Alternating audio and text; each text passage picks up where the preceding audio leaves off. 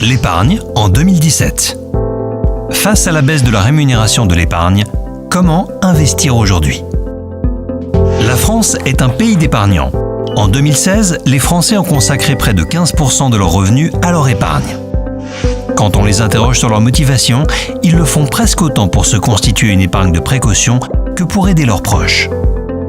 À cet effet, pendant des décennies, l'épargnant s'est orienté vers l'épargne réglementée comme le livret A, le livret de développement durable et solidaire, le plan d'épargne logement ou d'autres placements comme les livrets bancaires et l'assurance vie en euros. Une manière d'allier la sécurité de l'épargne avec une performance relativement satisfaisante et pour les livrets réglementés et l'assurance vie, une fiscalité avantageuse. Mais ça, c'était avant. Un contexte de taux d'intérêt historiquement bas. En effet, en France, les taux d'intérêt obligataires à long terme baissent régulièrement et cela s'est même accentué depuis la crise financière de 2008. C'est pourquoi la Banque centrale européenne a décidé à partir de 2014 d'injecter massivement des liquidités pour soutenir l'activité économique et de prêter de l'argent aux banques et aux grandes entreprises à un taux proche de zéro.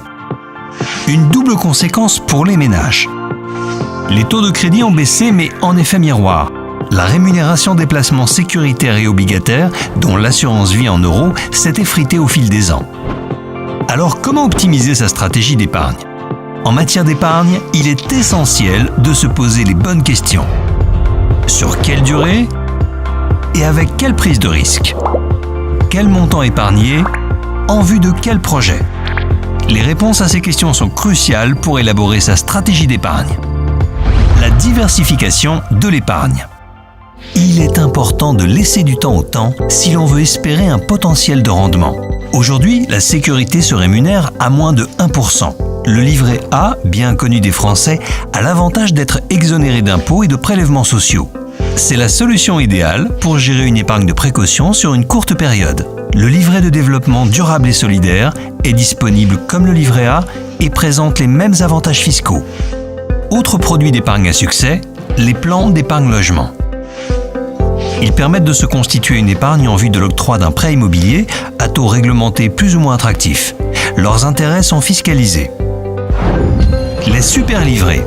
Ces livrets bancaires au rendement souvent plus élevé sont également fiscalisés. Attention, si leur taux d'appel est souvent alléchant, il est aussi limité dans le temps et ces taux sont généralement réservés aux nouveaux souscripteurs. Avec ces différents placements, l'épargne de précaution est à l'abri. Pour autant, la performance de l'épargne reste structurellement limitée. Alors comment donner du potentiel à son épargne ?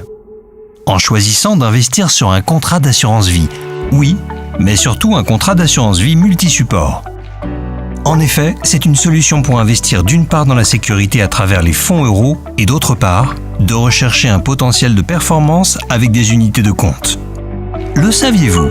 Les unités de compte permettent d'accéder à différentes classes d'actifs financiers et d'investir sur différentes zones géographiques. Leur valeur fluctue au quotidien, mais sur le long terme, elles présentent généralement une meilleure rentabilité.